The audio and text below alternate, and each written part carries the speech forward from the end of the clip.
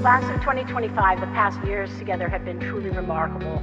And now, as you are about to embark from BU, you have reached the next step in life's journey. The journey you're about to embark on will no doubt be exciting, scary, funny, frustrating, and filled with countless twists and turns. How can you make the most of that journey? I would suggest 3 things. Stay curious, stay connected, stay challenged.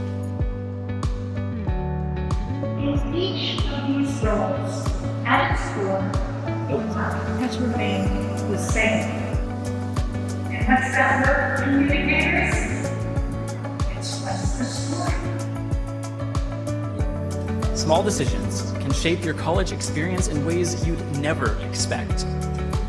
That's what makes saying yes so important. It gives us opportunities we would have never thought possible.